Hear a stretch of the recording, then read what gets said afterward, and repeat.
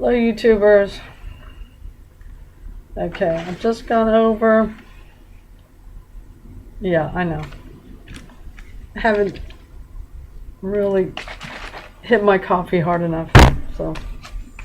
But anyway, didn't quite get through a whole session yesterday, so I wanted to make a point of getting an early start. My day off, so yeah, I'm going to start going over the meanings, not just the focusing on pronunciation. As I've said before, I've been doing this for a minute. I've made plenty of notes consisting of the sections I'm focusing on and the meaning of the individual words for the phrases that consist of more than one word.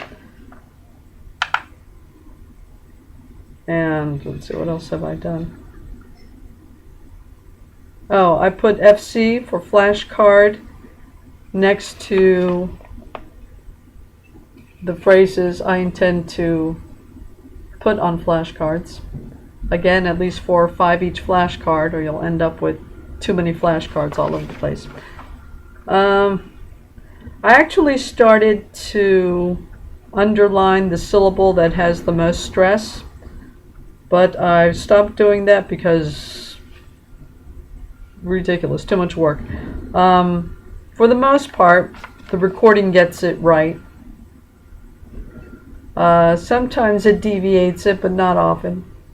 It's seldom. So I was doing a lot of work for no reason. When I start, which is I intend to start today, to focus in on the meaning instead of just the pronunciation, which basically consists of me covering up the English translation and just reading it and trying to remember what it means, or learning what it means. You'd be surprised. You would think you'd be actually, some of that would be trickling into it doesn't. You're focusing on pronunciation, which you should be focusing on. And I've done that for a couple of weeks now, so now I can just run through the, I put it to the test. Today I didn't pause the audio, the CD at all. So it's maybe one phrase, maybe 2 phrases I would have liked to have been, more certain about, but don't slow down the process for one phrase. Okay, so it's ridiculous. It'll be understood. Okay, so don't worry about it, and you'll eventually get it better. So don't slow the whole darn thing just for 1 or 2 phrases. Nonsense. Again, I started underlining the point that's stressed. See, language material, it's never 100% correct, which is very frustrating since you are relying totally on this thing. So it's kind of unnerving when you find that. And but in-flight's pretty good. All right. As far as a series is concerned, I like it. So you start getting a feel for what you can kind of rely on and what you should just stay away from. But nothing's 100%. As I go through it, like I said, I've already made corrections, like this one says my name is, and then it gives a completely different name, so I've had to change that. In another section, they leave out completely, what was it, section 18? They leave out one of the last phrases, take care. They say it, but it's nowhere in there. I had to go to Google Translate to try to figure out what was being said, and I put take care, and it did come up with what they were saying. Kendine Ibak, whatever. I know I'm saying it wrong. This is how, because oh, that's right, I don't even have things stressed in here to go off that. Anyway, as I cover up the English part, and I will be looking at the English phonetic part to determine which syllable is stressed. And as I go back and forth, okay, I should say specifically, first couple of weeks I'm focusing on the pronunciation.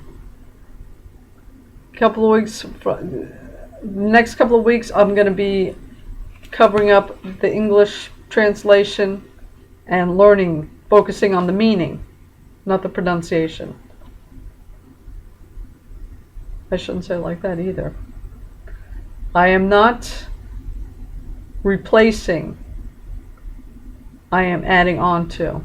So I will still go through and do my repeat after me session, but then I will add on the cover up the English after I finish my repeat. So yeah, I may not be able to do that every day. I may have to go back and forth. One day do the audio, one day do the meaning, right? So because there are only so many hours in the day. That's another point. How much of your time can you really go through this?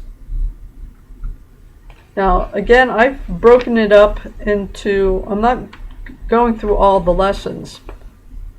That's another point. As a traveler, you get a greater sense of what you're actually going to use. But I'll get to that point later. So out of 18 lessons, the first part I'm focusing on consists of lesson 1, 2, 3, 9, 12, 16, and 18, which is saying hello, basic expressions, numbers, at the restaurant, shopping,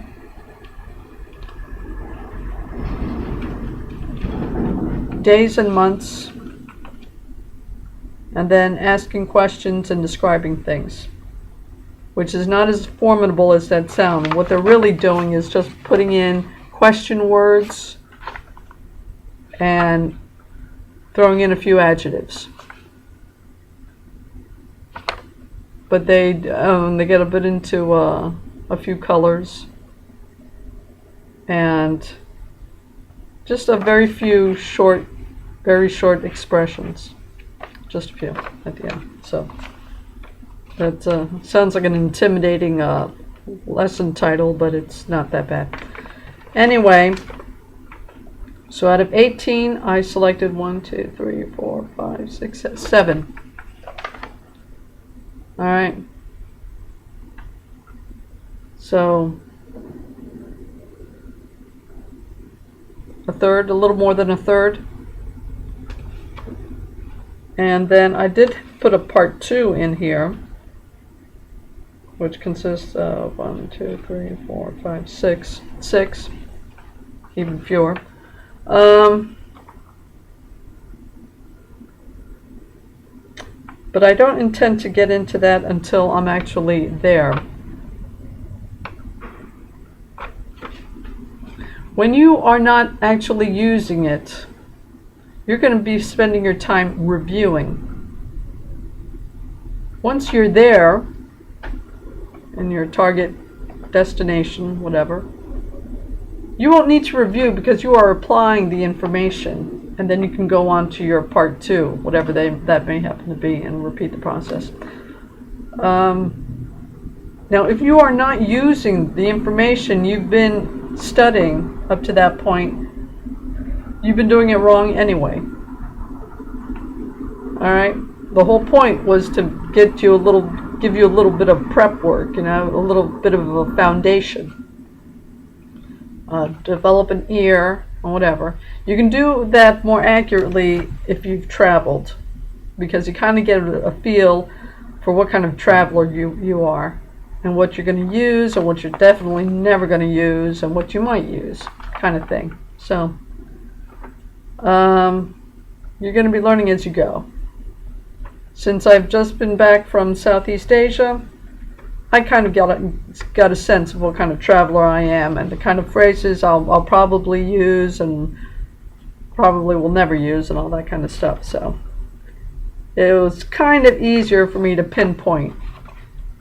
But even so, you won't be going through the entire, you don't need to learn the entire thing, and definitely not initially. So I'm developing an ear for it, I'm building some kind of foundation, and focusing on the phrases that more than likely I will be using. Again, if you're not using it, you are burning up time reviewing. If you've done your review correctly, once you're there, you won't have to review so much because you're actually using it. I mean, if you set up which lessons you're focusing on. Once you're applying it, you don't have to review it, and then you can go on to your part 2, whatever part 2 you decided to focus in on, depending on what kind of traveler you are and just how you interact with everything. Okay. So that's how I'm able to actually get through this stuff. Because I'm not going through the entire thing. And again, you think when you're focusing on pronunciation, you think you're actually getting some of the meaning. You're not. Okay? But don't completely dismiss the pronunciation part once you've done a couple of weeks of focusing in on the pronunciation, and then you're adding or not replacing. Okay? So time restraints being what it is, I may have one day of pronunciation, the next day of focusing on the meaning. Do that for a couple of weeks. And then all that's left is really the flashcard part. The ones that I don't only want to be able to understand, but actually be able to use, right, when the situation calls for it. But yeah, so after 30 days, really, if you have some sense of what you're going to be doing and how you're going to be interacting with your surroundings, you have a pretty good idea of the best results, the biggest bang for your buck kind of thing as far as your time management and stuff. I'm sorry, that's another thing. I've been assuming everybody knows how to be a student, okay? If you were never much of a student to begin with, let me tell you something. You're going to find this experience, if you take it seriously, to be something like your first year at middle school or high school or whatever kind of thing. It's you gotta structure your life to give studies. You gotta make time for this. It just doesn't happen. Your schedule doesn't magically change to allow you to incorporate you studying whatever the heck it is you want to study. So yeah, I've been assuming everybody knows how to study and everyone's at least a decent student and knows how to set up their daily schedule to be able to incorporate studying. If this does not apply to you, you're going to find this one heck of a journey. So it's going to be, you're not just doing the lesson thing, you're actually learning how to study. So it's a bigger odyssey for you. Sorry, I don't mean to be flippant about how little effort or how no effort it takes or whatever. Again, I've been assuming that everybody knows to make time for studying, you know, what that means, and, you know, just don't, yeah. studying, if you commit yourself to studying something, the first part of that is to make room for it in your life. Okay?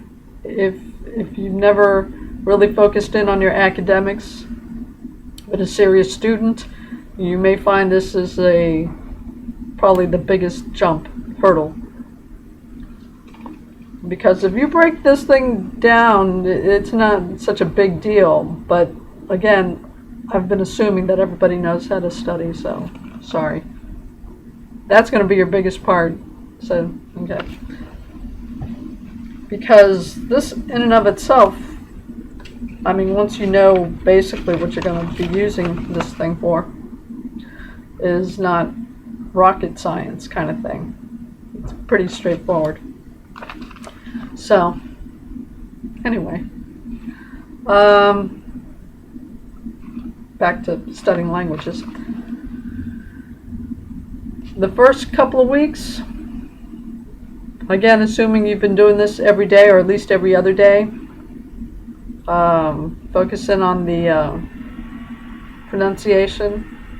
So by the end of a couple of weeks, you should be able to more or less repeat the phrases after you hear the native speaker say it a couple of times.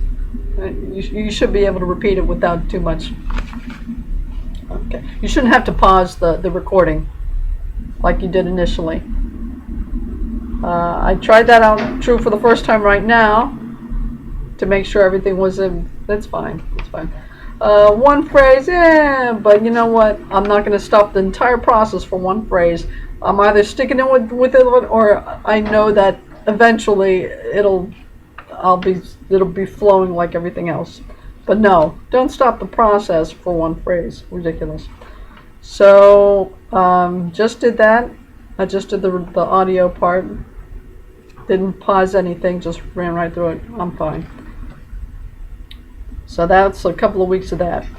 So the next couple of weeks is going to be me covering up the English translation and making sure I know what it is. After that, all that's left is really making up the flashcards, right? So, and as I've stated before, they're not too many. Don't overwhelm yourself. You're going to someplace for the first time. You are already going to, you may not realize it, but you're already going to be overwhelmed with all the difference you have to deal with. So don't drive yourself crazy about, wanting to use every phrase you know. Don't. Because you're going to drive yourself up the wall. It's ridiculous. But again, it's easier for me since I've just come back from traveling, since I know more or less.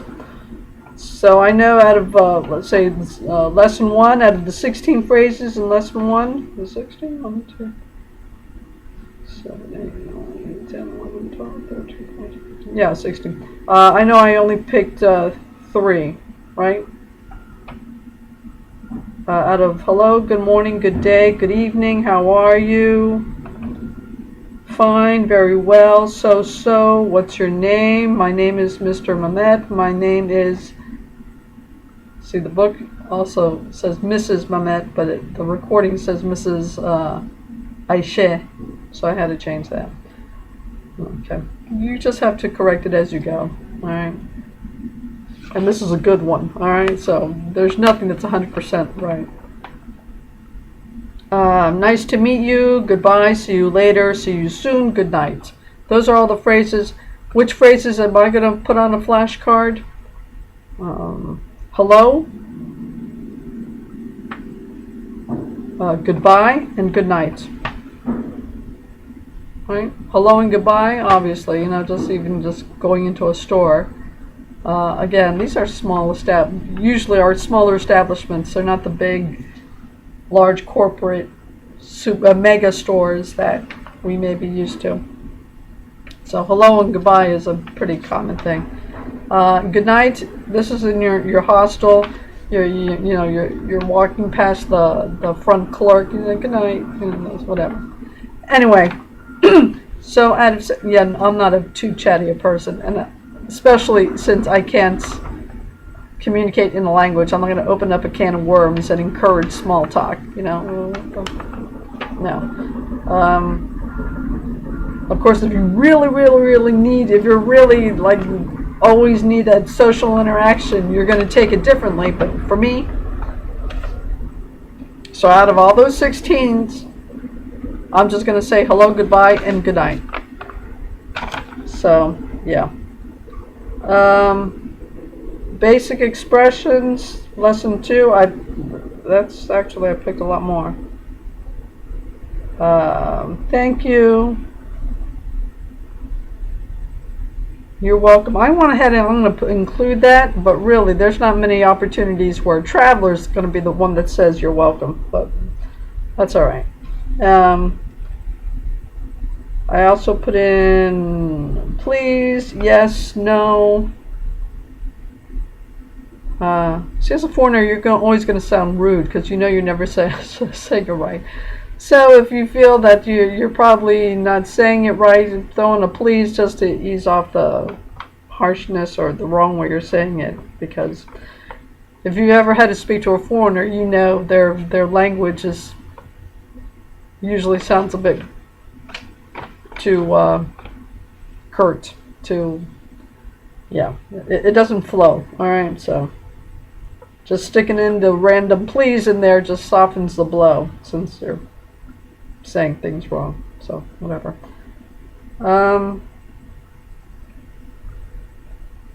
I've also put into excuse me, pardon me.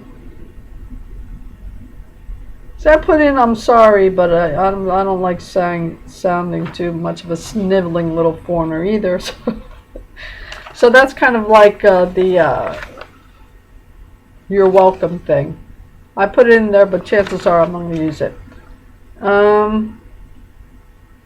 I actually included repeat please because as a teacher, if even in a demo class, if I'm put in the spot and said teach a class, if I only have one phrase I can use, I might throw that one in there. But I'm really just including it because this little booklet has given me the option. So just in case, ace up my sleeve kind of thing, I'm going ahead and including it. But really, what the phrases I'm going to have at my disposal as far as being able to use are just a handful. I haven't gone too crazy about it. I haven't actually counted how many phrases out of the entire 7 lessons I'm starting out with.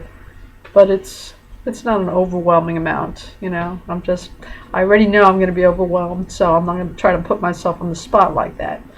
But a decent amount of phrases I'm going to include on flashcards because those will be the ones I want to actually be able to use. But I want to be able to understand a lot more that I'm actually using because, why put yourself at a disadvantage? That's the whole thing about learning a language, right? Just to be able to take care of whatever it is you need to take care of. So anyway, yeah, I already hit 23. Again, I didn't mean for this to be that long. I just wanted to mark the second part of this. I've already focused the first couple of weeks on the pronunciation. Now I'm going to focus it on the meaning. No, it is not the same. Yes, it is a separate process. And I was actually surprised the first time I went through this. I don't know if it was this language or not, that fine, I'm pronouncing it beautifully. I mean, at some points you wouldn't even know that I'm a foreigner, but as far as knowing, oh my God, I don't even know what this thing means. So yeah, just because you can say it perfectly doesn't mean you actually know what it means.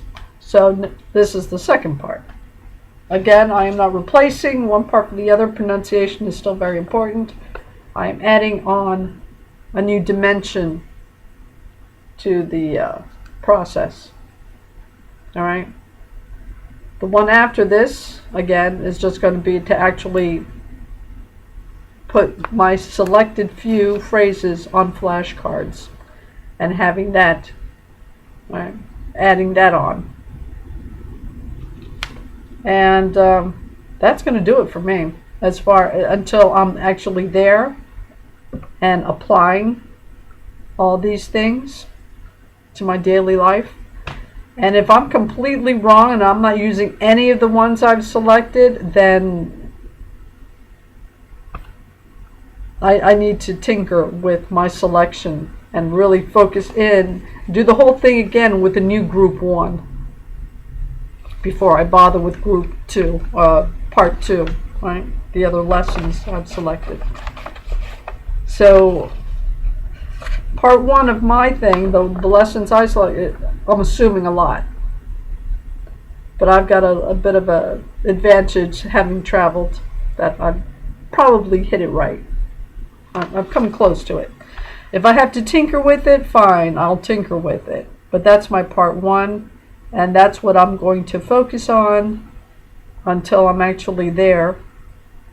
Because if I at least come close to it, I will be applying it. I will not have to review it. And so once I'm applying my part 1 and settling in with that, then I can go on to what I've selected as my part 2, which is lessons 14, 13, 11, 10, 6, and 5. And yeah, probably in that order, because, let's see, 5 again was getting around. I am not going to start asking directions when I darn well know I'm not going to understand the response. We're not going to be confident that I'll even be capable of understanding what they're trying to tell me. Even though I know, again, having come back from, there's a lot of pointing and a lot of gestures and movements and there, whatever, it's not necessarily going to be, but I'm still not going to be confident enough to put myself in a situation where I'm going to have to try to understand what response I'm getting. So that's why what this booklet has made one of the first things, I'm making one of the last lessons I'm covering. Because, again, I have a better sense of what kind of traveler I am and the situations I'm going to put myself in initially. Again, this is all beginner stuff, and I'm focusing on things that I find compelling enough because either I think I'm really going to need it, or I find just positive reinforcement, or I find it easier to review, like the days and months. I actually included in the first group, even though I know I'm probably going to use telling time before I use this. But the thing with this is it's easier to review.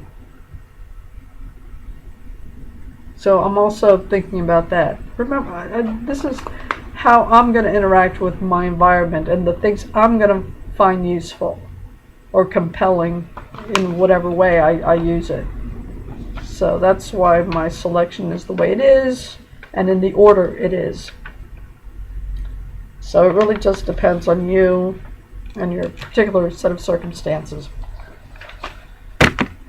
All right. So again, sorry, I assumed everybody was a established student.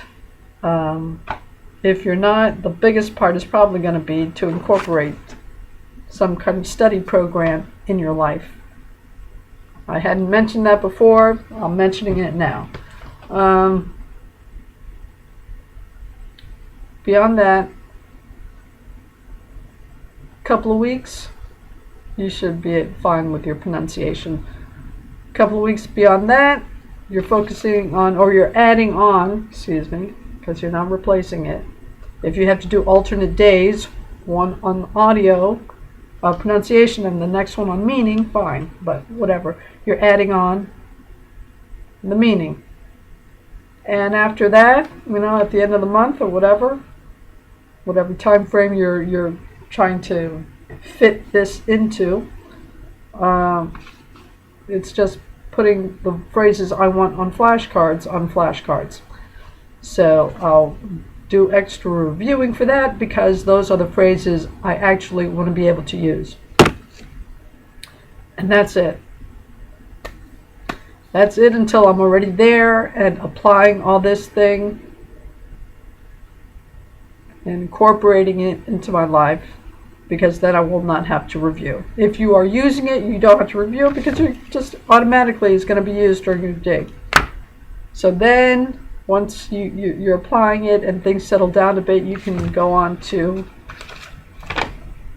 your whatever you selected as part 2 and repeat the process with the new phrases, with the new group or whatever. And from then it's just building your vocabulary. And I've already pointed out apps, a mobile app or a phone thing that you can download. Personally, I think it's great as far as focusing in on building up your vocabulary.